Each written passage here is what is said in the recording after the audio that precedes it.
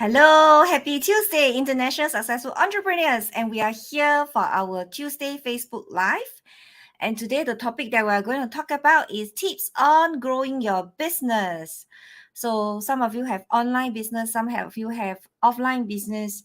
And this is where we want to go because for growing your business is a very, very similar process. So, there are 20 pointers you want to look into for growing your business. So, take a paper and a pen and start jotting it down and see which are the gaps that you don't have in your business. So let's start with beginning the journey of your business process, the business tips, business growth.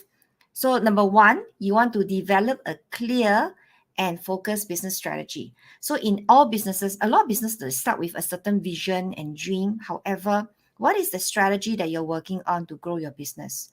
So what is the big dream? What is the big dream first? Then you go on the step-by-step process, because without a dream, there is no possibility for something to come true. So I always say that dreams come true when you have one. So you want to first devise a very clear and focused business strategy on your business.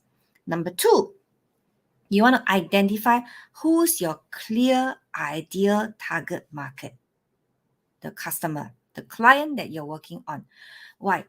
So depending on your strength and what you have experience with, you can actually focus on that as a business that you want to grow. So for example, one of my strength is real estate, but however, I'm also a business strategist.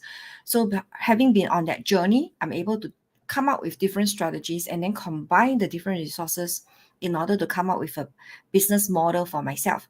So you need to identify who clearly is your target market. So, for example, if you're in the real estate industry, then you want to define who exactly do you serve. I know everyone serves buyers or sellers. That's a broad category.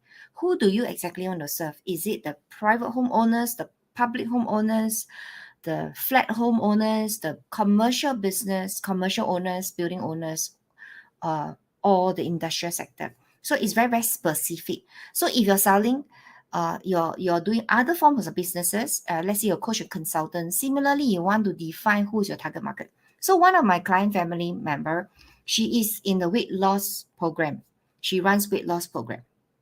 So she wants to target everyone initially between 45 onwards for ladies who are losing their weight. So that was her broad category. However, today she could define it even more niche into serve Christian ladies who are working on weight loss to reverse, to lose their weight for health. Okay, because sometimes you may say, I want to target because it's for health is for diabetes, or maybe health is also for better skin or reverse aging. So target one, the rest will come along. Otherwise, you don't have a clear defined message, they don't come to you. And because she has a community of people who are churchgoers, so she can serve in that specific market.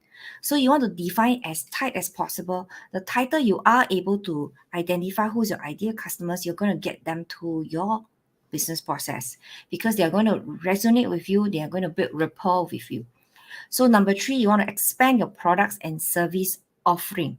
So this one I'll develop later. So you must think about what are the service, the offers, the products that you can offer, and you break it down. So one of the ways is to pull out a stack of index cards and write down all the possible services that you can offer, all the potential of products you can come up with, and just have a full list of them. You may not develop all of them at one go. You may develop them as and when you grow. So you start developing that so that you can expand it along the journey. Number four, you want to create a strong online presence. With the pandemic for the past few years, some of the businesses which are purely based on traditional brick and mortar many have closed down. So this pandemic has opened our eyes to let us realize that in order to survive and thrive in this market, you must use social media. You must have some form of online presence. And so how do you then create your online presence? Is to create credibility and rapport in the online world. So one of it is finding which are the potential platforms that you want to go on. So depending on your target market, say for example, if you're targeting slightly older people, you might want to focus in Facebook. Hi, Angel. Yeah, great to have you here. Awesome, watching this live. However, if you're watching on replay, hashtag replay, and let me know you're coming in here. Hi. Okay, so if I was back to online presence, you want to create online presence depending on the age group that you're working on. So for example, if I'm targeting a specific age group which are spending on bigger sums, likely I'm going to focus on Facebook, because Facebook is where the older generations are in. So the older generation, of course, there are young generations, but most of them are in the range of 35 onwards, 30, 35 onwards. So they are those people with the ability to pay. So, and invest in themselves. So you want to be in this space, in what segment? So for example, if you're using Facebook profile, what I will do is in the Facebook profile, I would want to build on my own personal relationship with the people in the Facebook profile, because then they know who I am, what I value, what's my belief system, and they can match it to see whether this is somebody they can work with. So that's on my Facebook profile. And for my Facebook business page, where that's when I show up on business with my professionalism, with the things that I want to offer. So you can even create Facebook on your Facebook page, your services and products that you want to offer out there in the market. However, you can also use it as a way of reaching out in terms of relationship. Okay. So yes, awesome. Yeah, it is so true. It is so important to have this space in the social media world. So on the Facebook side, you want to nurture relationship in the Facebook profile. So some of the people who start selling directly on Facebook profile, you realize that you get people to reject you right away. So do you agree with me that people don't want you to sell to them, but they actually want to buy? Do you agree? If you say agree, say yes. So we don't want to be in the position to push them to buy anything. We're there to educate, give value, so that they say, okay, this is a person in terms of the value and beliefs, I'm aligned with her on the social media profile. And I will consider and I look at, and maybe I will study, what does she do, and then figure out whether this is a person I want to work on with for the products and services that he or she offer. And that is the part where you put in your profile, your bio, to send them to the respective pages so that you can connect with them further. So the younger generations, probably in their 20s, are usually IGs. So IG is a space where people look at influencer kind of relationship. So it's a very different kind of positioning I want to put there. So every platform is actually different positioning in terms of how you show up. So you see beautiful pictures on IG, celebrities on IG, people get influencer contracts on there. So it's a very different journey over there. So my suggestion is focus on one where you think your audience are. If not, you will actually run all over the place trying to connect with everyone, and you lose time to yourself. So if you happen to be working on a younger generation, then you can actually start building relationship on IG. At the end of the day, it's all about building relationship in order to have the people interested in you on the online presence, because they don't know you. They are only seeing you through pictures, through videos, through what you post. However, I also believe this thing about being authentic and real. So some of the people in the business, they like to show flashy cars, beautiful houses, and that's not me, because that's not my value. And I like to be true and authentic. So be truly yourself, because if you can't hang on to something you're not for the longest time. So yeah, I'm great to have you here, Angel, and yeah, thank you for breaking down these platforms so that it can actually let you decide which are the platforms to focus on. So how about TikTok? TikTok is a very fast kind of engaging platform. So people are there, scroll, scroll, scroll, scroll, scroll. The mindset of scrolling very fast. So it is within less than 15 seconds, they are looking at something. So there can be a call to action, but usually things, very simple products and services can actually help over there. You can actually sell products and services over there, but that is also to a much younger generations. So they have less paying capabilities. So in terms of that, the products and services that you want to offer there will be very, very much lower ticket as an entry level for your audience. So you want to think about how do you want to do that on TikTok. So, but however, TikTok algorithm is also totally different. They have a very different kind of algorithm, some based on songs, based on the trends that's ongoing in TikTok. So you must follow the trends and the music and stuff like that in order to get that kind of views. So for TikTok, it's based on views. You increase in views, you actually get more people into your circle. Yeah. So however, Facebook is the connections. Yeah, Facebook is the ticket for you. Awesome, awesome. Yes. So Facebook is also the ticket for me, Winnie. IG is also about creating the experience with you. So it's very, very different. So you need to really focus in. Of course, then we talk about LinkedIn, but LinkedIn is a totally different ballgame altogether. Personally, for myself, even though I'm a professional in the real estate market, I don't really work on the LinkedIn as a platform for getting customers. You can show yourself there. One of the good thing about it is people check on you. So people check on you from different platforms to know whether you're the true person, you're real, whether you're all about, the things that you talk about. So showing up in the different platforms give credibility and space. However, you want to build your online presence by letting people know you, know who you are. I mean, I built on Facebook presence for quite a while since the pandemic, and that's a space whereby people can recognize me that I'm now a business strategist and I'm also someone in real estate. So you must make use of all the bio to send people to the call to action as well. When there's no call to action, no action is taken. So there is a way of getting people to actually engage with you further by having all those call to action for you. Okay. So what else? Okay, today I'm not going to focus on social media. We'll cover another time, but I'm giving you the broad areas to look at how to work on your business growth. However, you want to work on social media for business growth. This is the way to grow. And there's no other simpler way. That is the simple way. And that's the cheap way. You can use organic growth with Facebook, IG, TikTok, any platforms that you are comfortable with. However, you can also choose for paid growth. So paid growth means what? For example, Facebook ads for Facebook growth, sending people to your whatever you have in your platform, in your own space. That's when I will further dissect this for you later. So you can also have the paid ads on Google, on YouTube, etc. Personally, I use Facebook ads. However, Facebook ads can be a very expensive journey if you don't know how to do it. So you must really have a very clear niche, your clear message to market. Your copy must really sit with the people. Then you are able to attract people to actually buy into what you offer through the Facebook ads. So let me just go further into this. It's also important to have clarity on the offers that since we're talking about expanding your products and services, must have clarity on your products and services. So how do we do that? So for example, if you're a coach or consultant, you want to look at what are the things that you can actually work on. For example, what I'm saying is have, for example, a value ladder. What can you offer at the very beginning, even if you're doing products and services, you want to consider what kind of value ladder can you offer to your clients.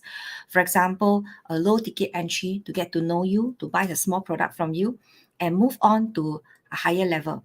So that's low ticket.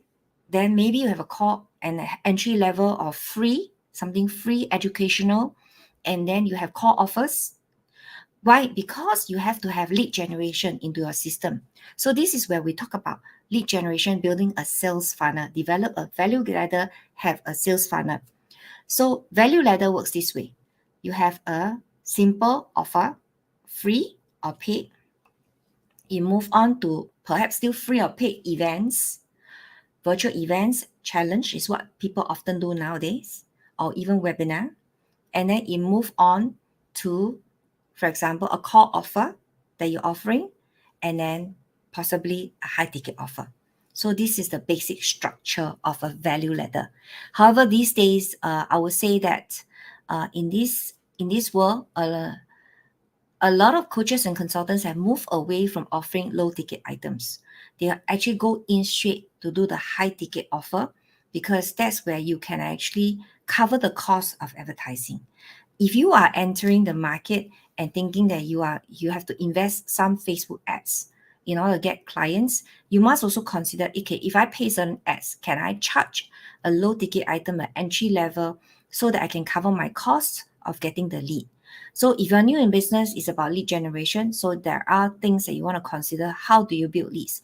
You can build leads through low ticket item, a book, So it's free plus shipping. You can offer free challenges to get leads, free virtual events to get leads. That's some of the ways. If you are a product seller, you might want to consider a giveaway, a contest, in order to get them to buy your products and services if it's a physical products or services. So there are many ways to break it down for yourself to get the leads in. It is only when you have leads, then you have business, right?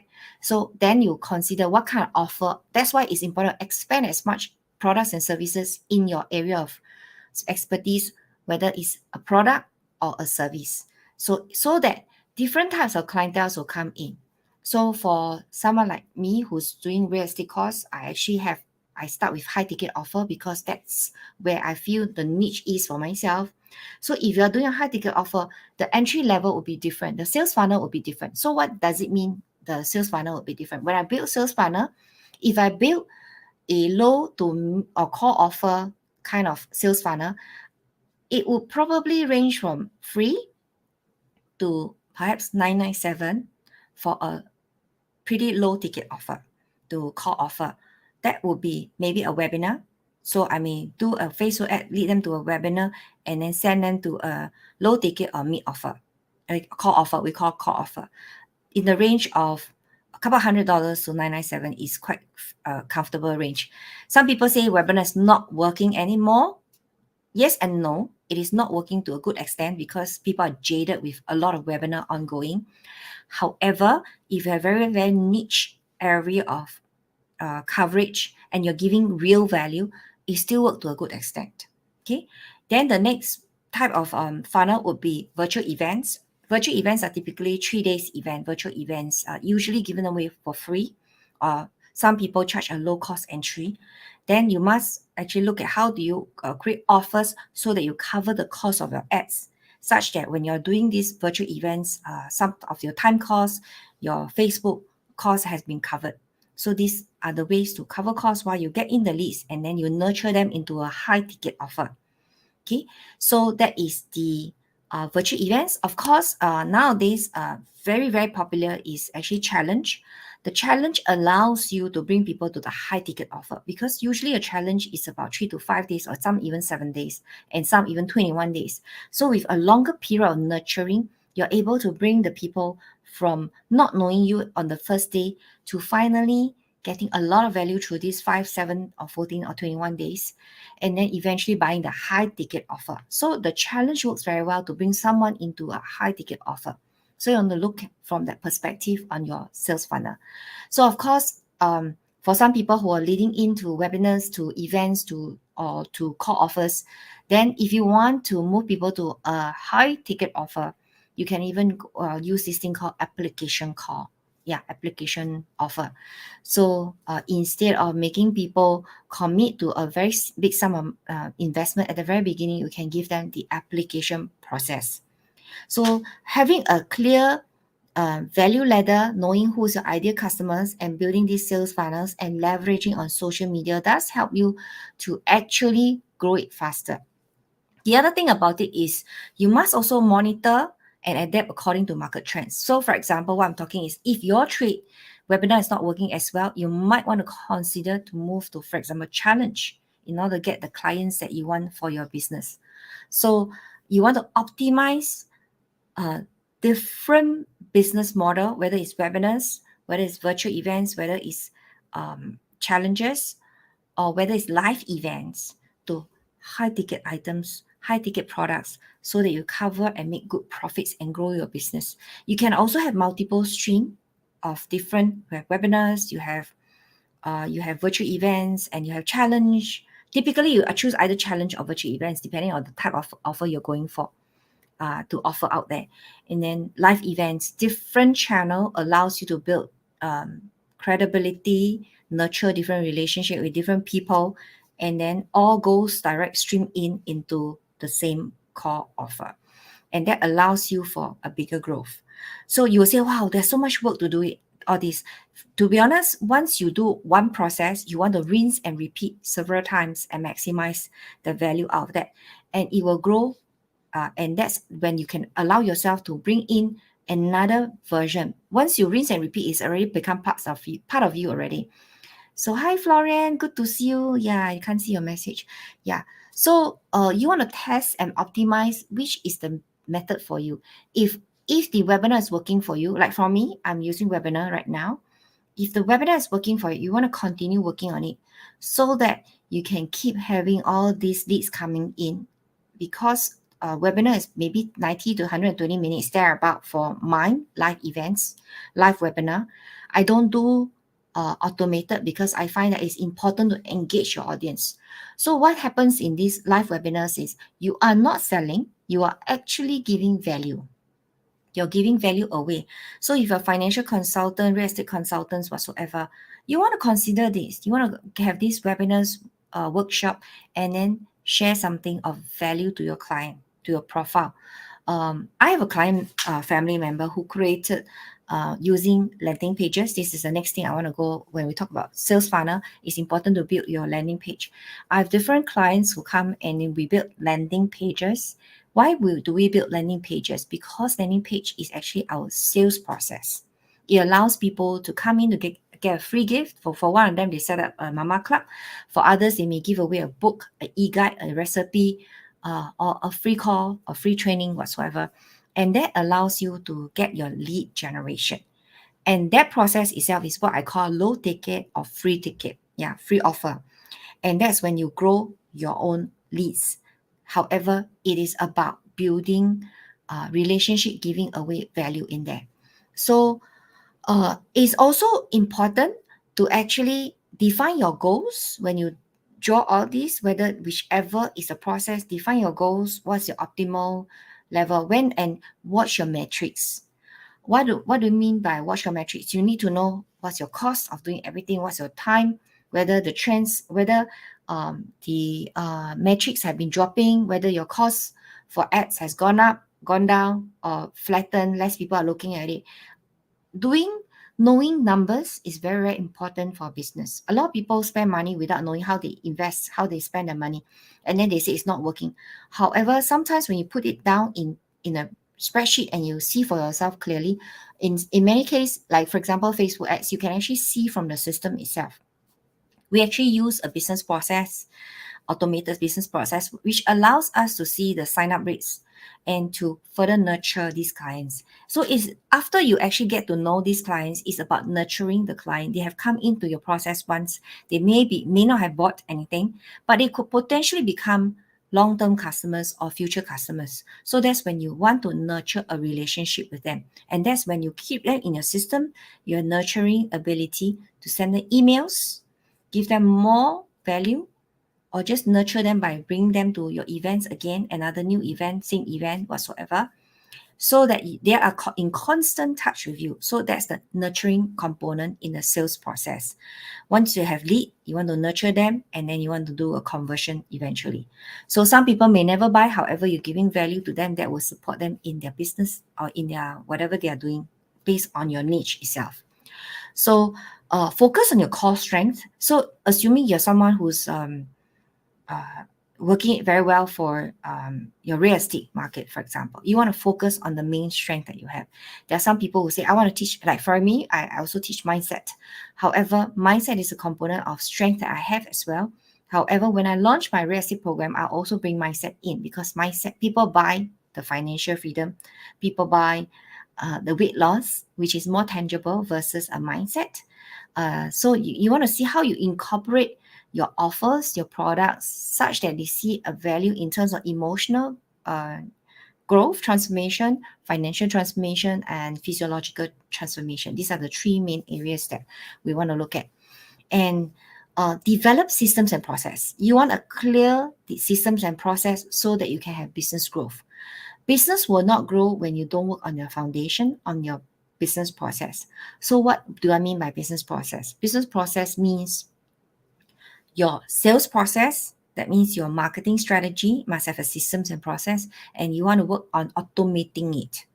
So once you have automated it, it allows you to engage and free yourself of time, whereby your team members can take over. And system side, this can be written in SOP, standard operating procedure, so that you can actually have different persons taking over the roles when necessary. So you want to focus on your strength. If you are a person who's a coach, you want to be coaching rather than doing the administrative work behind. So you want to engage the right people, hire the right people to do the work so that you can focus on the business, focus on what you are good at. So when we talk about zone of genius, focus on your zone of genius and let other people do what you're not so good at. So once you have developed systems and process, of course, if you're a solopreneur, at the beginning, you may be doing some of these things yourself. You want to develop systems and process, forms. Okay, some of it we use in our systems. If we use Trello boards, people use Trello boards, ClickUp, and other Excel sheets, Googles, etc. So you must think of what are the systems that works for you and come up with a structure. It doesn't have to be very complicated. It can be very simple SOP. You can even record on videos so that the next person who's taking over the roles know how to do it. Okay, then you want to invest in your team. So you find hiring is one part of it. You want to hire as and when your business grow, you want to hire people to take over some of the roles so that you can focus on what you're good at and let them focus on the other areas of work so that you have capacity for growth. A lot of people dare not invest in people, invest in growing because they are afraid of spending. If you have the mindset of spending, chances is your business will be pretty stuck.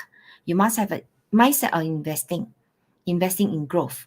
So it all comes based to your mindset as well.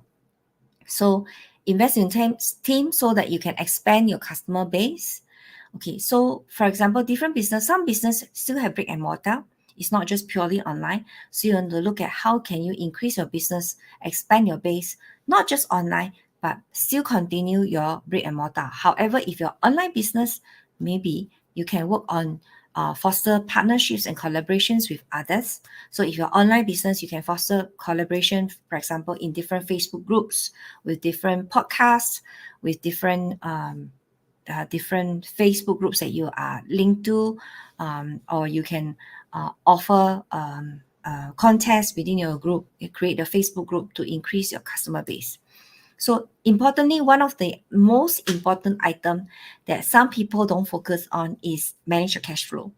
So when you know your true numbers in terms of your advertising, in terms of hiring, in terms of your expenditure, in terms of all the programs and systems that you're using, you're able to then manage your cash flow. So for me, I use a sales process. So I also have a systems and process to list down all the costs that I invest in, whether it's a mentor, whether it's the different softwares, the platforms, the advertising. I actually have a systems and process to break it down. Why?